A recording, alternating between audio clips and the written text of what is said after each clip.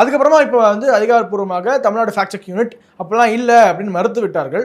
அதில் வந்து அண்ணாமலை அவர்கள் கூட ட்வீட் போட்டிருக்காரு, உங்களுடைய அல்லக்கையாக இருக்கக்கூடிய ஊடகங்களை வச்சு நீங்கள் வந்து செய்தியை போட விட்டுட்டு டெஸ்டிங் த வாட்டர்ஸ் பண்ணிட்டு இப்போ பேக் அடிச்சிருக்கீங்க.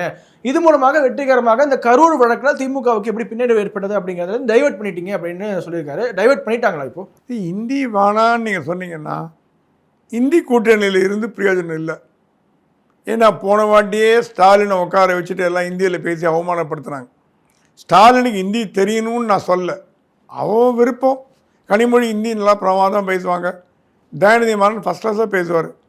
அவங்க கற்றுட்டாங்க. எனக்கு ஹிந்தி தெரியாது, அதனால் பெரிய தப்பு கிடையாது.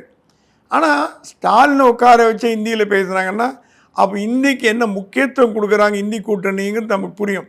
அப்படிப்பட்ட ஹிந்தி கூட்டணியில் இந்தியை எதிர்த்து நீங்கள் இருந்தீங்கன்னா பாஜக என்ன தெரியுமா பண்ணும்?